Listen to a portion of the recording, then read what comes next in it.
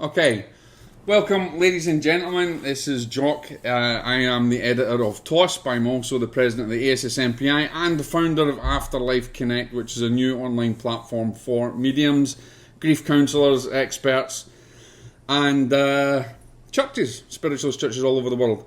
I'm bringing you today a lovely woman called Terri Daniel, whom I've known for quite a while and supported her cause. And just to give you a little idea, many years ago, when I was here in America teaching a psychic development and mediumship workshop, I went down to the ARE Foundation, and as I was speaking to people down there, they had mentioned to me, there's a woman called Terri who's trying to set up this conference about mediumship and afterlife stuff, and here's her details, and get in touch with her. And I lost that connection. I lost those details and I couldn't get in touch with her. But we did actually get in touch years later, and your conference has grown for many years as a main focal point for afterlife experts and grief experts. And so what I want to do today, Terri, is to introduce you to many readers, not only in the Other Side Press, but obviously on Afterlife Connect, and people who are interested in the afterlife, or people who are grieving or seeking bereavement counselling. And you look at things very differently. You want to tell everybody a little bit about yourself and how and I want to just say to everybody that when it comes to grief, there's no point in learning it from a book, because it comes from experience, and you, better than most people, know it from a really hard experience. So I'll send that over to you, Terri. You can tell everybody all about you. Okay, so I don't usually like to lead with my grief story, because that's kind of my whole thing, is not to identify with our story. Yeah. But just to give a little background, my 16-year-old son died when he was 16, and which is exactly, it'll be 10 years ago on Friday. Wow. So we're coming up to the 10-year anniversary, and I did a huge shamanic ceremony today. Wow. Which is a whole other story I can tell you about. But he had a debilitating illness. He was severely disabled for the last half of his life. So I had the experience of caregiving and watching my child go from a normal 7-year-old to a 16-year-old who needed total care. He was in a wheelchair. He couldn't talk. He couldn't walk. He wore diapers. And it was actually quite a blessing when he died.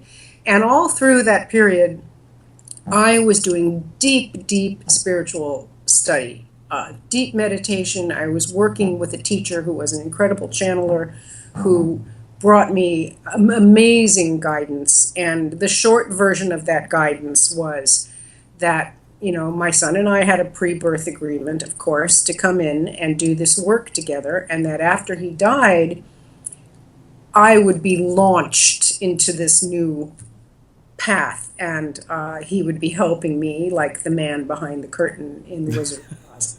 And that's exactly what happened. And so he died 10 years ago this week, and I immediately became a hospice volunteer, then started doing trainings in Anamkara and all kinds of death practices, multicultural death and afterlife beliefs, spent a lot of time in hospice with dying people, and just immersed myself. And I think it's interesting that you say, Terri, that you have a different outlook to grief than many other people, which I think is quite refreshing for people to try, to understand, because when we think about grief, we have this mass consciousness of it being something negative and very hurtful and something that we can't get over. And I know you understand mediumship and you understand mediums, and I know from my work, it tends to be a lot of people who are suffering, but you've kind of changed that around. You, even in your writing and your work, you've kind of went, whoa, no, it's full circle. And do you find that excites people, or do you think it makes them more confused, or how do you get to that point where you took a whole role reversal from this negative feeling of grief to something that you can learn from and something that's not to be feared? It depends on the people that you're talking to. The people who come to me and who come to the Afterlife Conference are ready for a different perspective. But if I was in a group of bereaved parents in a more traditional setting, they wouldn't take well to what I was saying at all. And I've had firsthand experience with this, with my most recent book, Turning the Corner on Grief Street, emerged from a post I put on Facebook back in 2011, talking about how grief is not something that has to destroy you, short version. And it kind of went viral, and people shared it in all these grief groups. And I just got terrible messages from people calling me a heretic, and all I'm trying to do is make money on people's pain. And I think I've heard that somewhere before. Yeah, and if you're not talking to the right group, you're going to get a lot of flack for having a different perspective, as most spiritual teachers know. But I think what you've found now is over the years that this has evolved into something stronger and something. I mean, it takes one voice to make a change. And you've been that voice to actually make that change. You know, like every medium that's out there, we all get flack. We all get people telling us that you're exploiting people who are suffering, and that's for another time and another argument, because we'll continually argue that point. But you seem to have evolved this whole notion of this grief and turning it into something more positive. Even though you had a lot of kickback when you started, are you finding now that there's more and more are starting to look at your perspective more? It depends on where you go in society. I have learned there are grief conferences for bereaved parent groups, and they are absolutely not receptive to this. And I can't take all the credit for evolving this. This has been emerging for a long time in our culture. Most people don't know this, but the term grief work was originated by Freud. And a lot of his work was focused on recovering from grief. Now, this is in the 1930s. And what he believed was the way you get over grief is you look at the old pictures and you look at the old memories and you process and you suffer and you cry and you really go through the suffering with the intention of severing your bond to that person. And that's where all our language of letting go and moving on came from. It actually came from Freud. So fast forward now into the 1960s and 70s, when the whole culture was waking up, and there were a lot of factors that caused that to happen. Psychologists and researchers were changing that model and coming up with something. Instead of severing bonds, we have something called continuing bonds. And so that has been changing for a long time. I can't take credit for being the one who came up with that. But I've studied a lot of that stuff. But I mean, it's fair to say when anybody thinks about a grief conference or anything that's going on in that kind of niche, if you like, it is your name that tends to come up.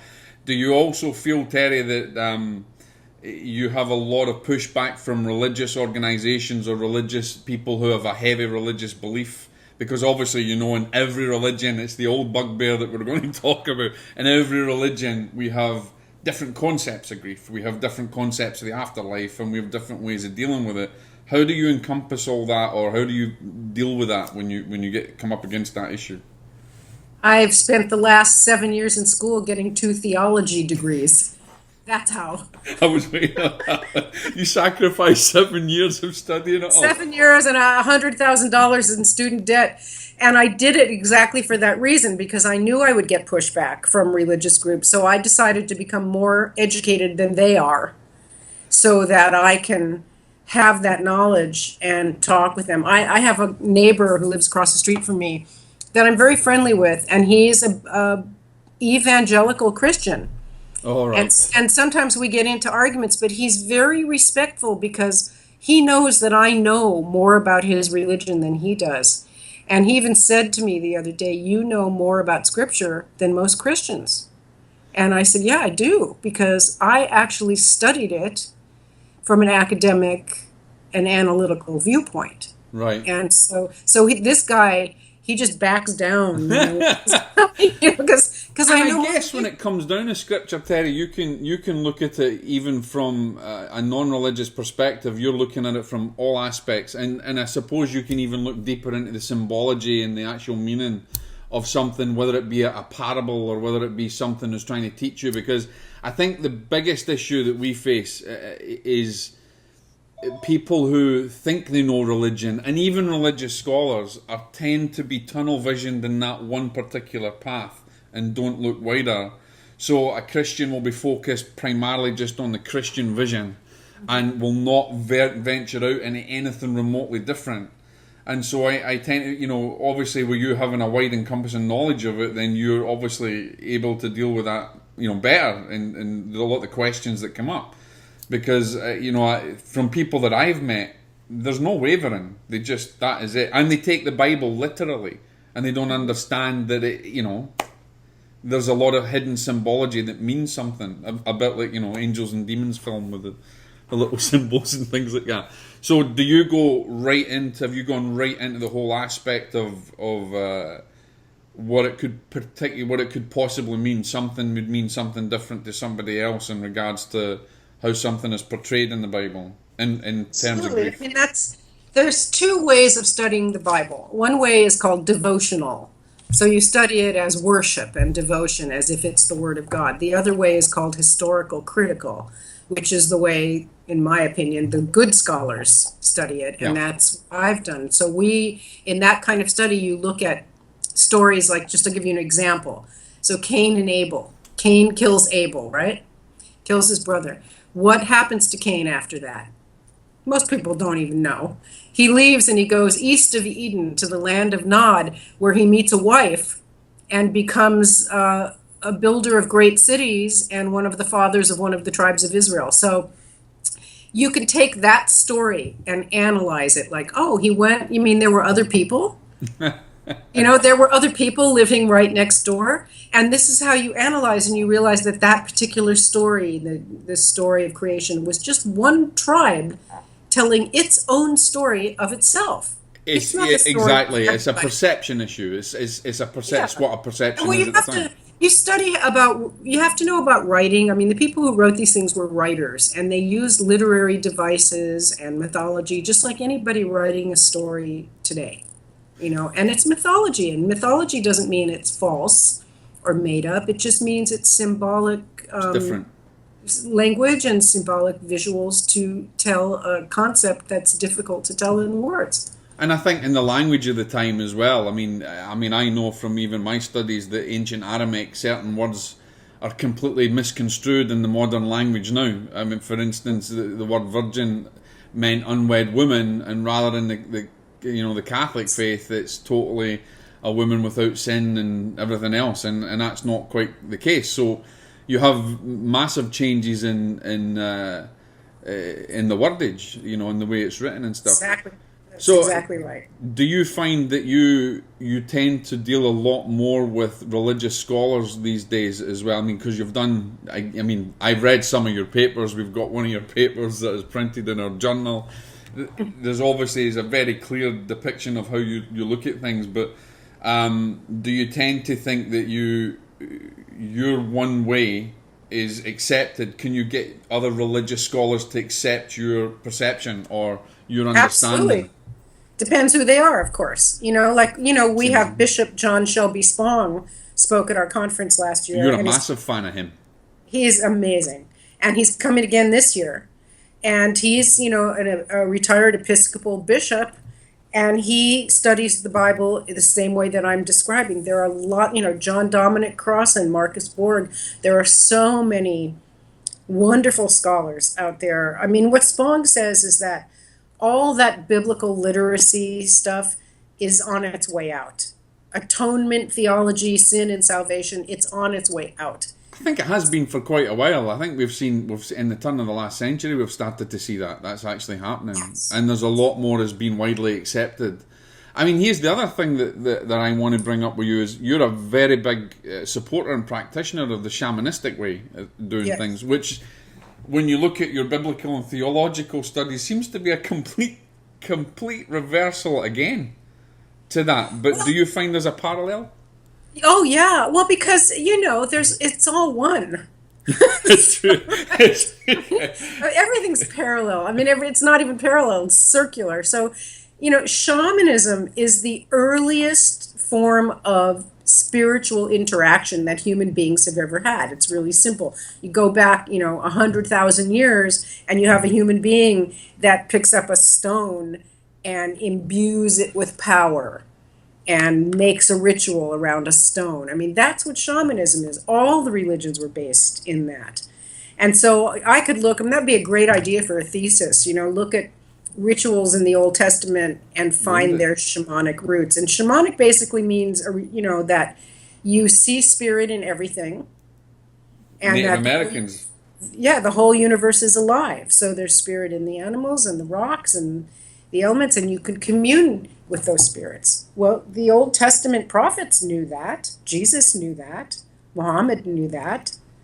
They all knew that. Exactly. I mean, I think you've got an argument for Jesus being in the Sen as well. I mean, I've heard all that, the argument of Jesus being in the Sen and understanding universal law, and and it goes back to think all avatars. There's one of the things that I certainly believe is in, and I know many other people are thinking like this as well, is the religion is a man-made thing. It was never a divine thing.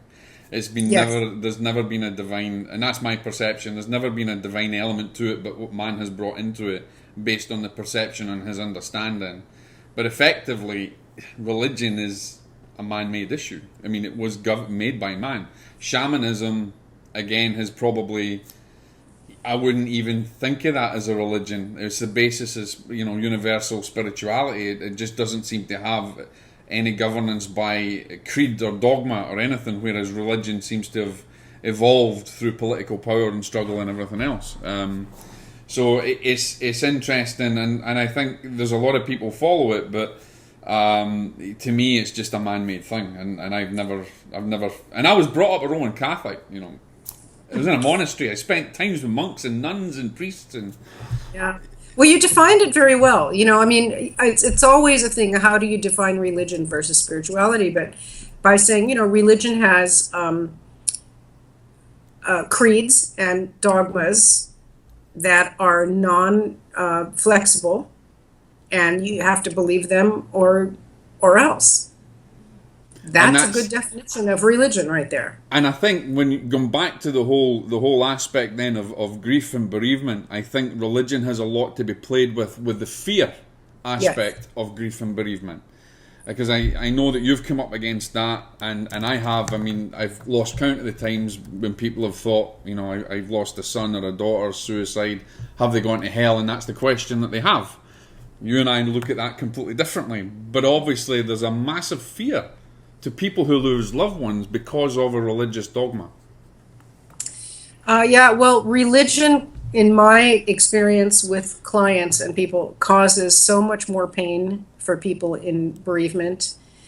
It just complicates things so much. And, there's a woman that I'm working with who's had a lot of loss and a lot of grief. And it's a long story, but she's trying to get her marriage annulled by the church because she wants to marry someone else. Her boyfriend died. It's this whole thing. But I said to her, why do you want this annulment? And she said, well, so that I can marry someone else and still get communion. Because if I marry someone else and my first marriage is still recognized by the church, then I can no longer have communion, or whatever the stupid rule is. And I said, why does that matter to you? And she said, in complete seriousness, just like this, well, because I don't want to go to hell. And this is a 67-year-old woman who's intelligent and independent, and yet she still believes that she's going to go to hell if she doesn't follow some ridiculous rule. Joe, And that's it's so sad. And I've had it with many people that I've given, that I give sittings and things to, is they have that fear, and that fear is very real to them. yeah, it really, And it causes, in terms of grief and bereavement, it causes so much. You're right. It hit the nail on the head. It causes so much more pain. They tend to cloud over the loss, giving that away, giving the power to the religious fear. Well, and it starts in childhood. And what I always say is, so I look at this woman as an example. Her name is Liz. So when she was 5 years old, somebody told her all these rules. You know, she went to catechism classes or whatever. Sounds like a Catholic. Yeah, no, she's definitely Catholic. Yeah. And she from 5 years old, she just never questioned it. She never learned anything else. She was never exposed to anything else. It was constantly drilled into her head by her family and her culture. And now she's 67 and she's facing a major life decision, and she never developed her theology. She never grew in her spiritual understanding. She is addressing an adult problem with the logic of a 5-year-old. God, that's really interesting. Actually, I had never even thought of that concept of it being right back to that childhood issues of what they've been taught. Yeah, a really interesting book that everybody should read is James Fowler, Stages of Faith. I did my master's thesis on this. Well, I think you in one of your papers you wrote about it. Yeah, you read it. That's my thesis. Yeah, that's the thesis. Yeah. Yeah, it's wonderful. I mean, he identified that people go through these stages of understanding their relationship with the divine. And the stage where Liz is, as an example, is where kids usually are between 5 and 7 years old. And we're supposed to develop, just like we're supposed to go through all stages of human development. But with faith development, people get stuck there because they have no reason to question it, especially until something terrible happens to them, like their child dies or they get cancer at 25 or something. Then they'll start questioning. But if their life just kind of goes around, humming along status quo, they will have no reason to question their images of God. And so you stay at 5 or 7 year old level in your understanding. It is really interesting, and I think and I think people need to look at that, more deeper to try and understand that, because a lot of the grief that is caused is from their childhood belief systems. Absolutely. And it seems to be it's a crazy fact, but it happens to everybody. They have that fear, and obviously with the way that religion is piled into someone, it's pile driven. That fear is there. I've seen it tons and tons of times. Now you've one of the things I want to go to as well is obviously you deal with mediums, and you've dealt with mediums, and you've seen your good, you've seen your bad, and you've probably seen your oh my God, I can't believe he even said that. One of the things that I believe, Terri, is I've always said is I can never heal someone through grief. We cannot heal them. We can only journey with them, because inevitably they have to do it themselves. So, where would you see a medium's position in that grief? Because obviously, the way I think of it, it's only a short space of time, really. Yeah. It's like a plaster. I've heard people say mediums are the new grief counselors, and I just want to smack them in the face when they say it, because that's not what mediums do. I'm a grief counselor. Yeah. You're a medium. These are two different things. It is. Yeah, your job is to bring messages from people on the other side. The purpose of those messages is to let someone know that their loved one still exists in another dimension. Period. That's where your job ends. That is it. That's true. Absolutely. And then after that, then they come to me, and I will help them with the grief. I'm not a medium. I can't do what you do, and you can't do what I do, And so the grief process is completely different. And, I'm sure you've seen this. People who've gone to mediums every month for 10 years or something, getting the same message. Yeah, I will only see people 3 times maximum, and if not, they have to learn, and they have to go through the journey, and they have to seek counselling, because some people will not let go. Yeah, exactly. Yeah, 3 times, that's good. Most mediums that I know will only see somebody once a year. Yeah, I won't even see them. It's a maximum of 3 times I will do, and whether that's 6 months or whether that's once a year, that's it. And sometimes not even 3 times. But I've a very strong belief that you have to learn to deal with it. You have to learn, obviously, how to communicate yourself, or to understand the little subtle nuances of the spirit world, the signs that they're there and alive, and then you need to go and deal with your grief. Yes, you can't. To me, it's like coming to a medium is good for 1 or twice just to get that feeling they're alive, but it is like a panacea for the pain. Yes, Exactly. And, I mean, I see this through the Afterlife Conference. People who will go to the conference, we have what we call mediums at large. We have several mediums doing readings throughout the weekend. And there are people who come to the conference who will have a reading with every single medium. That's Like they crazy. think they're going to hear something different from, it's like getting a second opinion. What is that, But that's why they're there. They're very, A second opinion, like a doctor. I like that. yeah. I didn't like what he said or she said. I'm going to go and see what that one says. Or a car mechanic, get 3 estimates and see which you like best.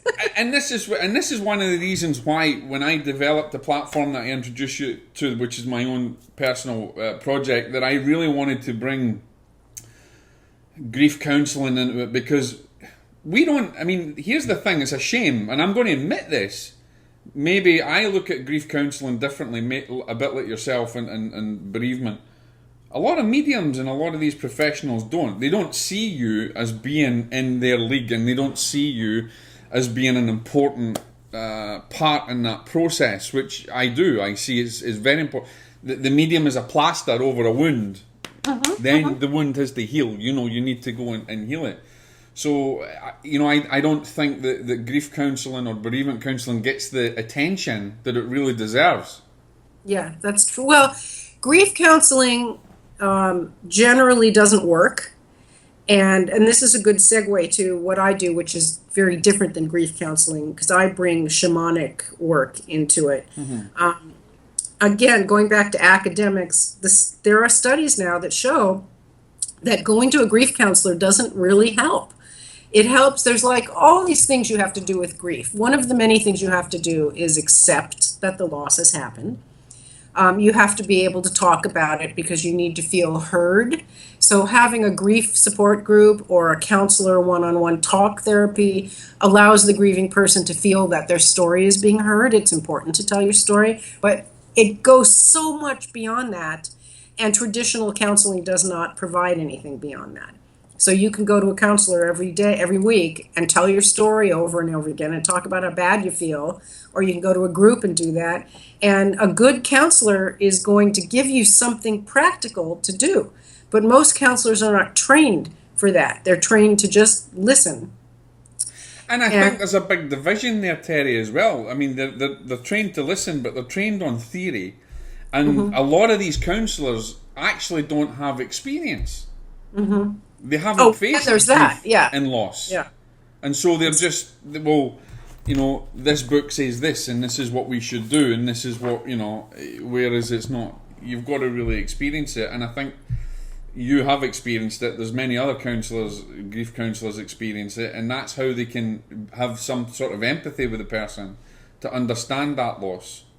Well, I think people need to understand the difference between a counselor and a grief counselor. So if you want some help with grief, you have to go to a grief-specific counselor, not just any psychologist.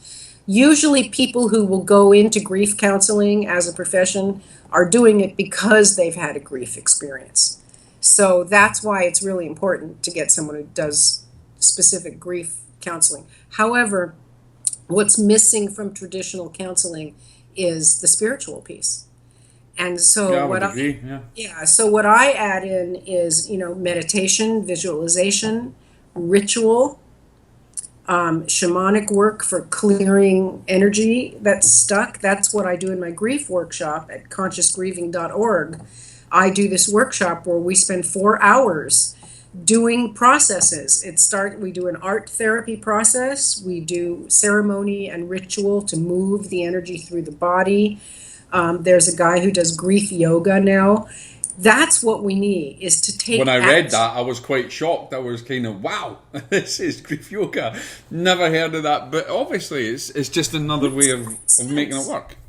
Well, because grief, you really feel it in your chest, in your heart, chakra. So you're all collapsed right here in the third and fourth chakra. And so with grief yoga, you're opening the chest, and you're breathing and crying and moving the energy. That's what traditional counseling does not give us, is how to move the energy, either through ritual, through body work, through shamanic symbolic visualization.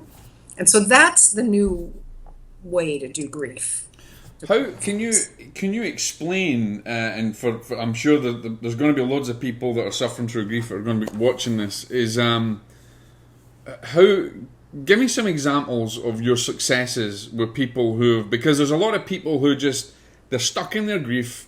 They don't think they can move on. Yes, they've gone to mediums and they keep doing it, or they just won't let go. So, how have you managed to break through that barrier with people and gain their trust or that success? Through the body work and ritual and shamanic stuff. So, just as an example, in the conscious grieving workshop, we start by having everybody draw a picture of their grief journey. Wow. And people will draw a picture of what their loss experience looks like to them. And sometimes they'll draw a picture of the death event, like somebody getting hit by a car, or Right. they'll put a little stick figure in a bed in a hospital. And we take these drawings and we put them on an altar. Right. And we play this very heart-opening music, and everybody gathers around the table and looks at the drawings. And people bring pictures of their loved ones, like if your dog died, you bring the dog collar. And you have this beautiful altar with these drawings and these pictures, and it just tears your guts out. It's an altar to pain. But what we do when we are looking at the altar and building it together is we realize it's really an altar to love. And what we're feeling... Yeah, that's a complete turnaround. It's a total turnaround. And so when we're looking at that, and everyone's crying, and we go through boxes of Kleenex. and then, what I guide them to say is, look at this differently. Look at how much love there is here. This altar that we just built, this table is just floating up in the air with love. And it's not the pain that we're focused. So that's just one effectively your transmutation of the pain. Yeah, exactly. It's transmutation. You're being the catalyst to transmute workshop, we take rose petals and we blow into them, and we blow our prayers or our intentions, and we put it in a bowl and we pour water over them. Wow. And at the end, we have this bowl of rose petals floating in water with everybody's prayers and intentions. And we go outside and we pour it into a river or at the foot of a tree or whatever we have, as a way to take that energy that started off early in the day as pain and move it through, transforming it into love, pouring the water, which means it's like moving energy from point A to point B, and eventually giving it to the earth. Right. Which is big and strong and can hold it. And then the rose petals in the water feed the earth, which grows something new. Blah, blah, blah. It's all symbolic. But I think the important thing that you hit on that a lot of people will miss is the intention. Yes. Is important behind it. Exactly. If there is no intent, it would never work. And I see people transform through this process. From where they were when they walked in the morning to where they are when they come out in the evening at the end of the workshop, they feel completely different, lighter. They've unloaded. And then sometimes with this workshop, we have a medium come in the evening. And so we have all this heavy energy of, pain and loss that we process during the day. And then when we come back in the evening, we have the medium come do group readings, which is always happy and fun, and people are laughing and crying, but it's joyful. So that kind of sews it up. So what I'm getting from it as well is that this exercise that you're doing is also a big forgiveness exercise, and I think that's one of the big lessons that we try to learn. And certainly in grief, there seems to be people don't even realise that they can't forgive unless they forgive themselves, because a lot of people are holding on to their grief through their own judging themselves. They never did enough. They weren't there. If they've lost a son through suicide, why didn't they help them? And so there has to be a massive forgiveness aspect to it. Do you find people have a problem with that? Oh yeah, definitely. That's why I have another workshop. I have another workshop that's a forgiveness workshop. It's called The Evolution of Forgiveness. And once again, it's just a matter of reframing your understanding of the concept. People don't understand what forgiveness is, just like they don't understand what religion is. And they think forgiveness means that you accept and condone something that happened. And it doesn't mean that at all. It means that you release it. So you do a similar kind of thing of releasing forgiveness from you're holding it. It has nothing to do with the other person. Do you know, it's interesting because I recently had I won't go into, because I never go into private sentence, but I recently had a sit-in and the woman had said to me, she had so much evidence come through and her father come through and everything. She says, but I can't forgive him. And I says, well, that is your lesson. Until you actually learn to move through and release it rather than holding on to it, you're never going to get peace from it, you know. And the interesting thing is, she left feeling completely different, and she had contacted me later and she says, you know, when I actually did release and found that I didn't need to forget it, I didn't need to forget anything, but I could release it. She'd never thought of that concept of it being a chain of bondage that she created herself. And there was nothing, I mean, it wasn't drastic. She was not molested in any way or anything like that. It was just a personal thing, but she had never looked at the concept of releasing herself from it to be able to move through it. And that seemed to be the very final thing that helped her move through her grief. And I think it's a very important aspect that people need to learn, is forgiveness. And if they don't understand it, then they need to come to a workshop like yours so that they can look at it from, and sometimes it's easier to do it through ritual. You know, I know it's easy. I like to write things down, you know, so if I feel, I'll write it and do the old and let it go. Oh, yeah, that's a good one too. And burning it in a fire and throwing it in a river. I mean, all of that, you know, and that takes us back to shamanism. That's what shamans have always done. That's how they did healing, was pulling out some sort of symbol of the energy and then throwing it away or transforming it in some way. Sometimes with forgiveness, it's just a matter of changing one word. And the word forgive is too complicated a word, so let's just change that word to release. That's interesting, because the way I have never looked at it, I mean, I understand it as release, but I haven't thought, you know, change that word from release and forgive, because it's what we understand as forgiveness. And it's just one word. Sometimes that's all it takes. There's a one word substitution that can change people's idea of God. And it's, instead of calling God he, call God it.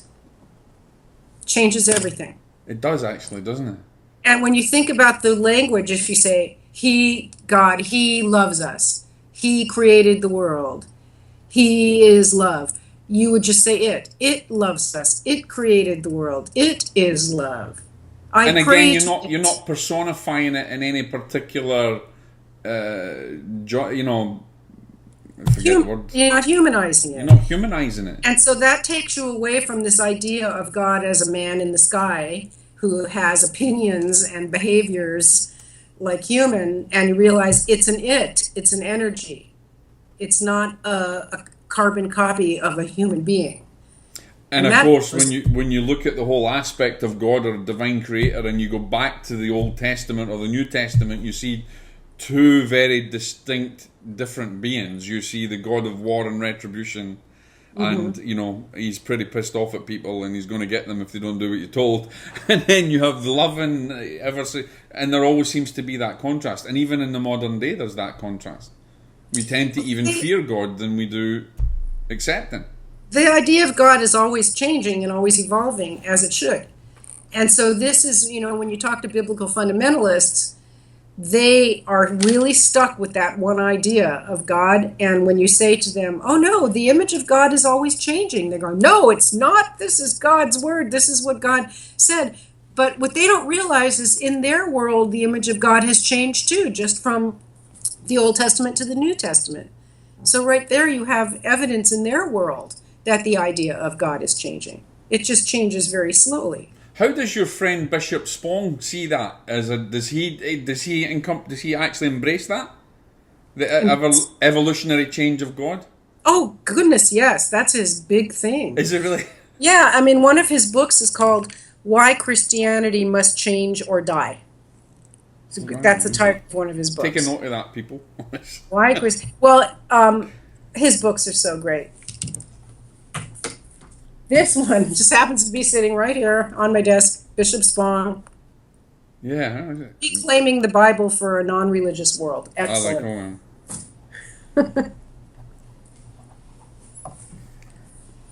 And yes, that's his whole thing, is teaching people that, religion, the Bible's not literal. He's very knowledgeable about how everything was written and why it was written the way it was, and it was always to further a particular writer's agenda having to do with the political climate of the time. Like if you wrote a book today about your world as you see it, and 2,000 years ago somebody was reading your book, they would say, well, this guy Jock, he was writing from Florida in 2016 in his world as, a middle-aged man. I don't know how old you are, and during a political... I'm very young. I'm very...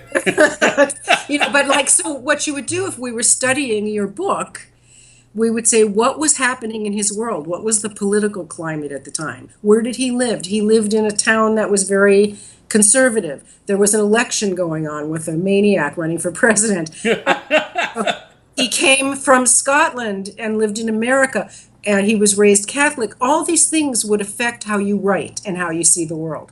Yeah, that's true, actually. The writers of the scriptures were human beings just like you, and when we look at those writings, that's how we look at them. Who wrote this? It's a very perceptive thing to pick up, actually, because I think I've always said the Bible was written by some of the greatest mediums in the world, and I know that in my book coming out, and I'm not promoting it yet, but the book is I talk about that because, and I'm not taking anything away from Jesus' Christianity or he never invented Christianity, but his divinity, but he had the gifts of the Spirit. St. Paul had the gifts of the Spirit. We have a lot of them that clairvoyantly saw, clairaudiently heard, and I think a great deal of the biblical testimonies was done through channeling.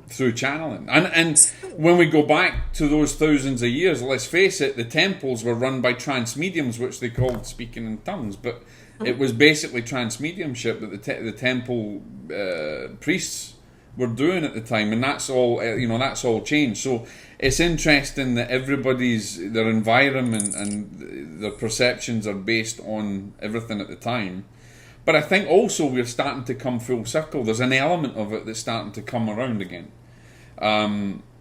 where those gifts of the Spirit are starting to be more accepted these days, and where that's starting to come a bit around again. But what do you hope for your work for the future? Because there's so many different aspects and elements to the work that you do that I know of, Ted. I mean, I know you've got this a wonderful conference, and if anybody's listening, go to it. There's tons of people. I'm going to get there myself one day. But afterlifeconference.com. Yeah, go and see it. I've been a great supporter of it. I put it in our magazines and put it around, and it's definitely worth going to.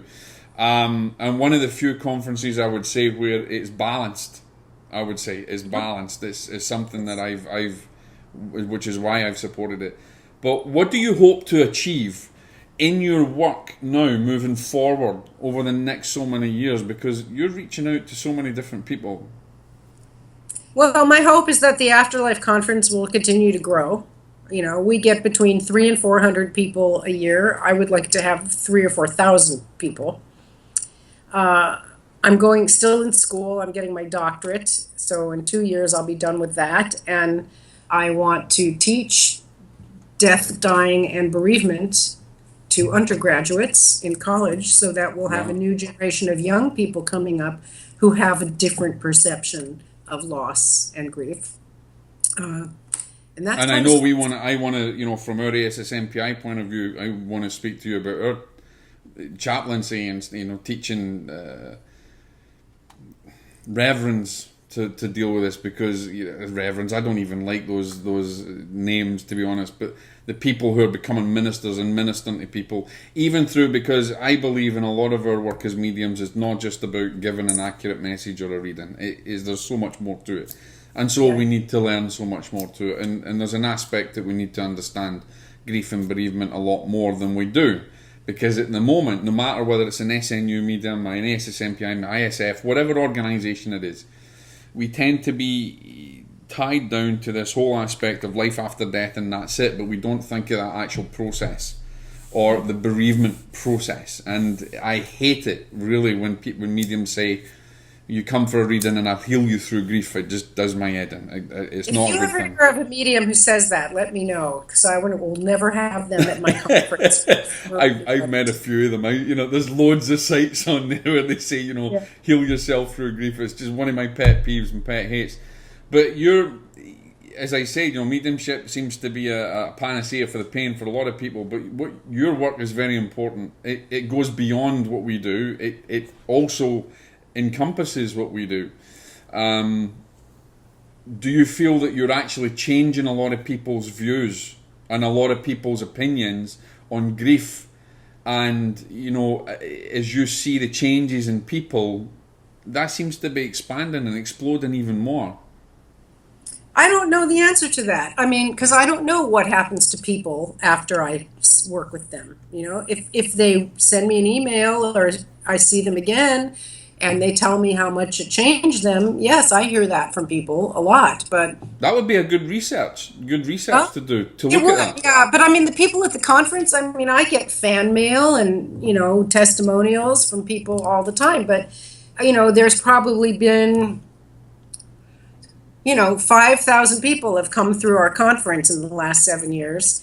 And they haven't all told me how they feel, but I can tell you that a lot of them come back year after year, and they subscribe to our newsletter, and they're on the Facebook. What brings them back, though, Terri? What actually brings them back? Do you think it's the fact that it's a good weekend, or a bit of everything, or do you think they're actually learning something? Go to the website and look at the testimonials. I have. That's what they say. They say it was the most amazing experience, and you're right. It did. It changed their view.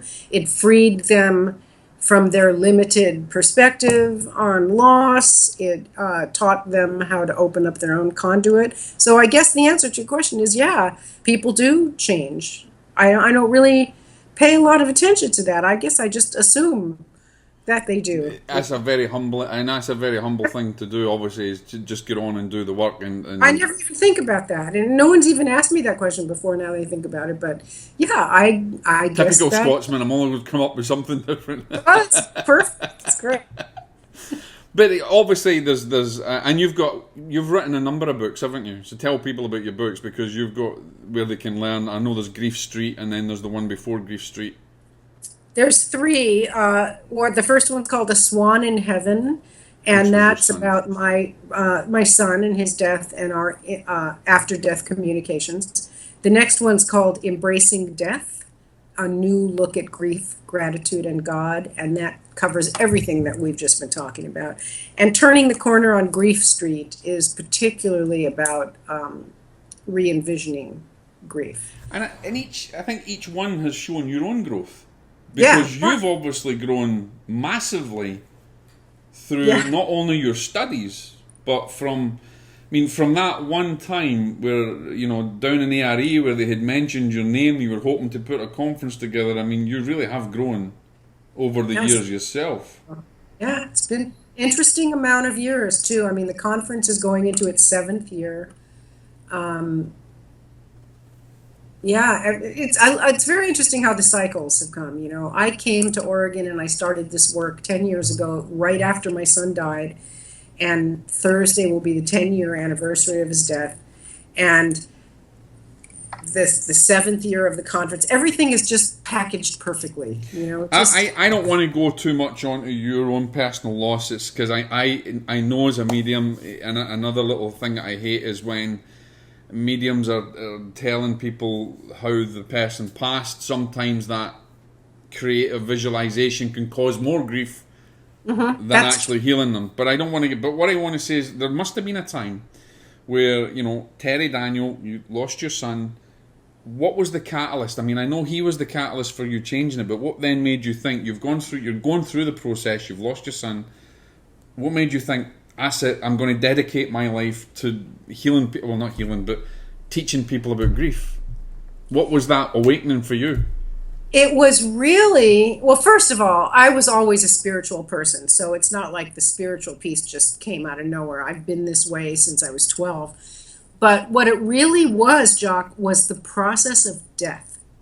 Literally watching him die was mind-blowing. I'd never seen a person die before. And Wow. Yeah. to see what was happening with the spirit and the body, that was that was the thing that really told me that I had something special I was going to do about death. And then, of course, the next thing that happened 30 minutes after he died is he came in and started talking to me, just like I'm talking to you. So that had a pretty big impact as well. Yeah, I can imagine that aha moment, you know. And let me just, I want to put a kind of what you're like. Elizabeth Kubler-Ross, 5 stages of grief. An amazing person and promoter of grief and helping people through grief. Do I agree with everything that she says? No, I don't actually. I don't. Nobody does. I'm not one for this stage, that stage, that stage, that stage. And you must go through 5 stages to understand the whole journey, because I certainly didn't go through 5 stages. I think I went about 2. So there's a difference, but there's also a little bit of a likeness to what you're doing, to what she, you know, you're carrying on that work, but in a more balanced, I would say, progressive nature. Do you ever did you ever study her stuff when you were going through it? Of course her stuff was never meant for grief. Her stuff was for dying people dealing with their own death. It was never about grieving the death of another.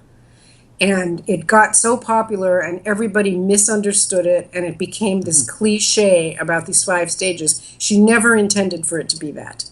No, I don't think that. It really took off with a life of its own, and it caused a lot of damage because it wasn't true. She also never meant for those stages to be sequential. So in the grief field now, nobody holds that as a standard. And they even say that her research was less than perfect. But, you know, what she did is she studied dying people. And no one had ever done that before. And that was amazing. But they weren't grieving people. They were dying people. And they were grieving the loss of their own life. And so now there's new researchers who have come in with different things. And obviously we don't have stages of grief. But now they have tasks of grieving. And and so tasks, the task model works a lot better. There are things you're supposed to do. Like you're supposed to first accept that the death has happened. A lot of people can't even do that, even years after the death happened. Oh yeah, I witness that all the time. They still can't accept it. So what a good counselor or supporter will do is first of all help you accept it. That's why in the workshop we have people draw that picture. It's part of coming to face the reality that yes, this has happened. Another task is to spend time remembering and reminiscing. Obviously, we always do that. And then rebuilding the relationship, reconstructing it in a different way. I still have a relationship with this person, but it's no longer physical.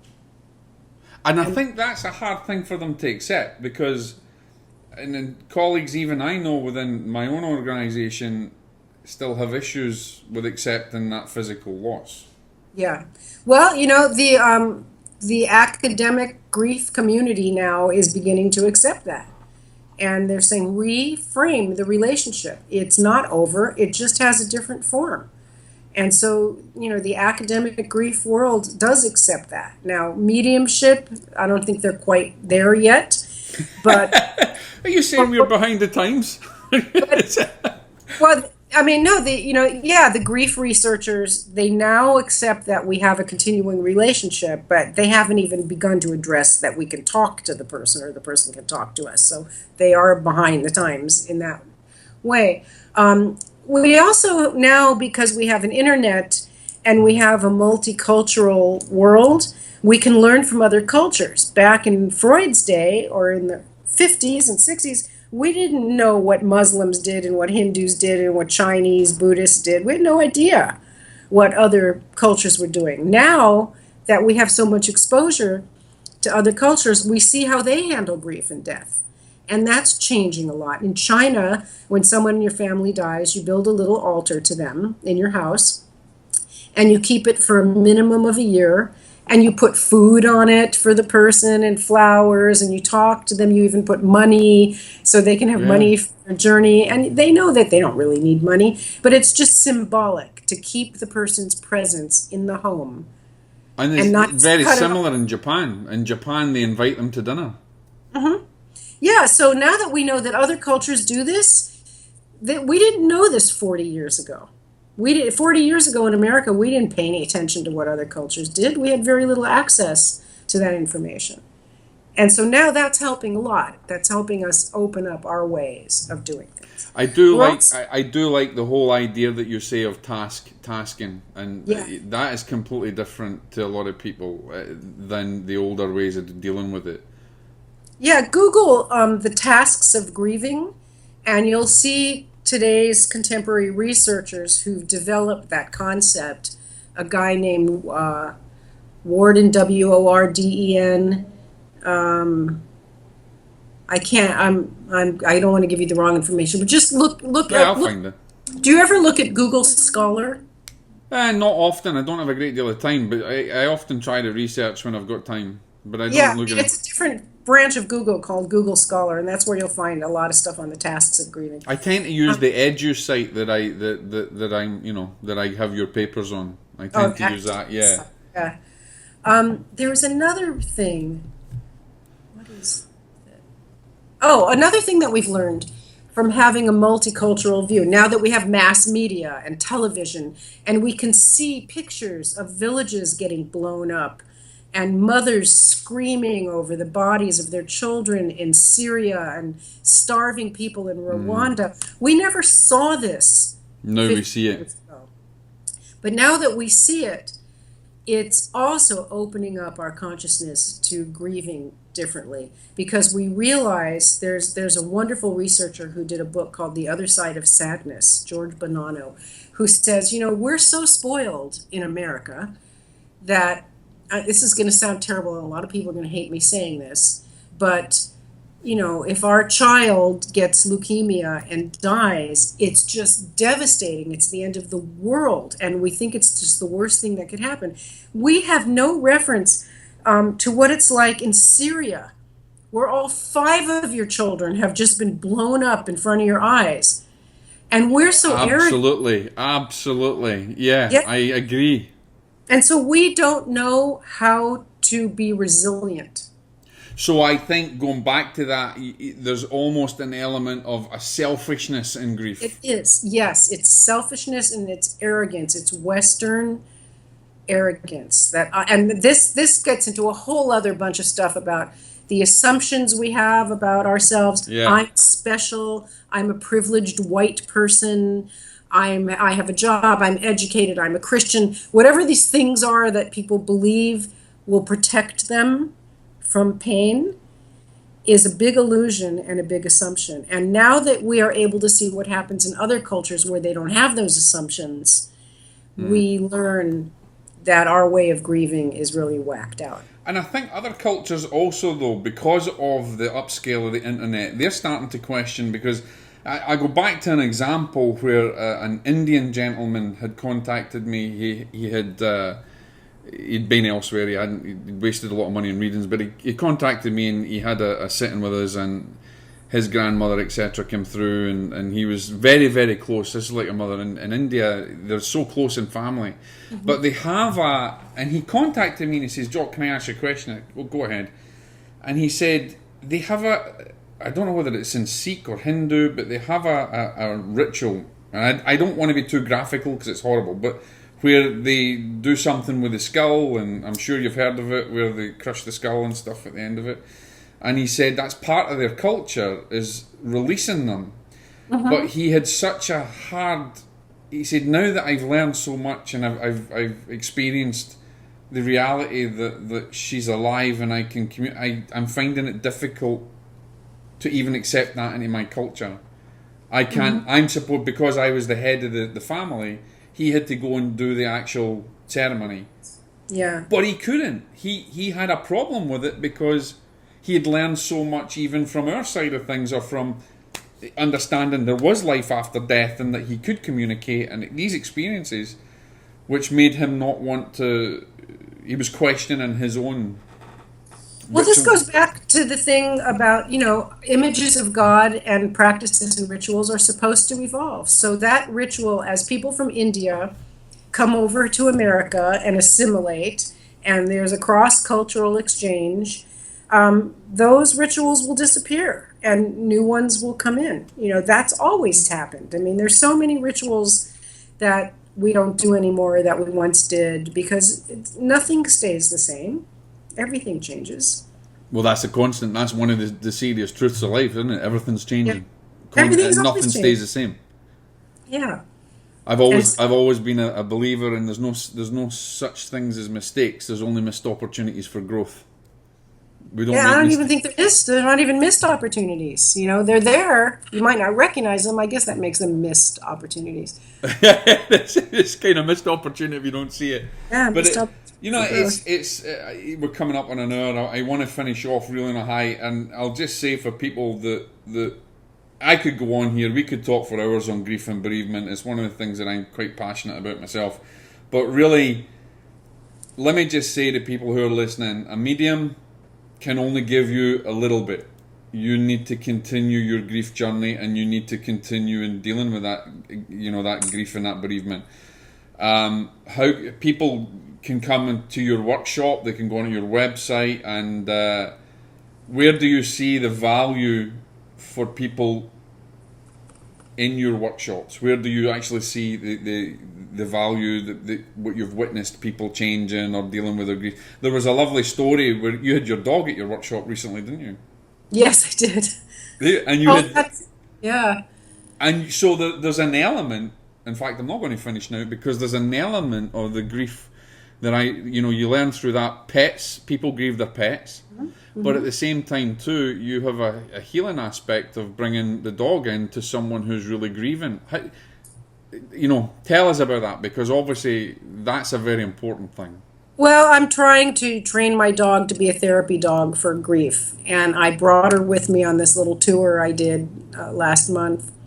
And she's not a therapy dog; she's just a regular dog. And so she's not perfect. Her behavior isn't 100% flawless. She's got her shit. And so I was worried how she would be in this workshop, and I couldn't believe what she did. She would, whenever somebody was really crying or really working on something, she would go over to that person and lay at their feet. That's amazing. I took this beautiful picture. There were these two men, and they were like sitting sort of knee to knee in two chairs, they were praying, I think, and they had their heads touching, and she went and sat at their feet, and I took this picture of her. I saw that, with these feet of these, and it was so amazing. So she immediately attuned to that. So that's something I'm working on, and many, many animals can do that. I mean, therapy animals, that's not a new idea. You have the hospitals and the hospices, so I never really knew. I think it's fair to say it's a fairly new idea for grief. Yes, it is. And did you see after the Orlando shootings on Facebook, they brought these beautiful golden retrievers? Yeah. Did you see that in that video? Oh my God, that just tore my heart out. And yeah. These big, beautiful golden retrievers, people were just hugging them, and the dogs were just absorbing the energy and just... They're so close to spirit. Honestly, I did, and this is a rather nice... I did a sitting for a woman, and people ask, do pets come through? Yes, they do. And do they communicate with you? Let me just put this question out there. People say, do your pets communicate with you? Well, most times your guides or your people on the other side are communicating for the pet, because your pet's not going to speak your language. But the nice thing is as he was coming through, I said, your husband is saying that the dogs are watching him and they see him at a particular time. And she sent me this picture, which was amazing. It was two golden retrievers, and at that particular time, they were sitting right in front of his favourite chair, and that's what they did. When he appeared, when he actually felt the presence in the room, the dog stopped, went over, sat down in front of the chair, and was staring at him. Obviously nobody can see him. You just see this picture of these two golden retrievers looking at the chair. Oh, I love that. And I thought, and it was a good piece of evidence, because they'd come through and said I was there and that's me. And so she sent me this picture, and it's just fabulous. And I think it's pets and dogs for to help people through grief and, you know, coming back from the other side. It does happen and it does help them. You know, it's amazing what your dog, and I hope that your dog does so much more. Spooty, come here. You want to see my dog? Yeah, bring him over. She won't come. She's just looking at me going. The grief dog. See, I'm taking a nap. What are you bothering? Well, listen, it's been amazing speaking to you. Terry, we could go on speaking for ages, and this is going to take me about 2 days to upload. But but we certainly need to do this again and talk more about it and open it up to a lot of people, because there's people that are suffering needlessly that need people like you to help them. You can come to me as a medium, you can go to colleagues that I know as a medium, but it is really a panacea for the pain. It's a temporary fix. Yes. You get to understand that there is life after death, and that's my job, and that's the job of other mediums. But I can't be there continually to help you through that process, and you need to help to. What you do, I think, is amazing. I think you're changing people's perception on grief. Helping them with what you do, I think, is fabulous. So what I would say, guys, if you get a chance to go on any of our workshops, do so. You planning another tour? Where am I going next? Was it too tiring the first time? I'm going to be in Chicago next month doing a workshop for IANDS, and nothing else coming up right away. Not until spring, probably. It was a heavy deal that you had, all them cities and everything. You must have been that tired. And it was, summer in the desert. It was like 99 degrees, and I was driving in the car with the dog. It was very hard. I'm really glad it's over, but it was great. I mean, the workshops were amazing. People can go to my website, danieldirect.net. But more important than that is the Afterlife Conference, afterlifeconference.com. Yeah, you get a chance, guys, go. It's not expensive. Go and just change. It will change your life. You can go to mediumship workshops and psychic workshops, but this is really a good opportunity to get a massive balance and things. Terry, thank you for spending your time with me, and I hope and I pray that your work continues and gets bigger and bigger, and that many people will come to your workshops, and we'll certainly try and promote you and help you to get as much information out there as possible. One of the things I have to say is that you're one person that's not egotistical, and you don't have any hidden agendas, and you do it from your heart, so that's to be applauded. Thank you. Absolutely. And if you get a chance, guys, if you're listening, go and read our books. Don't be afraid to challenge your mind and to challenge your belief systems. I think that's very, very important. Terry, thank you very much again, and I hope we do at some point in the future. I know you're very busy, but I know that lots of people would want to have you back. I interview mediums all the time. You're the very first, shall I say, bereavement expert or grief expert. I have not yet figured out what to call myself. So okay. Well, we'll just say you're Terri Daniel, and you've got a lot of experience to help people. So thank you very, very much. Jock, you're a doll. I love you. God bless. Okay, bye.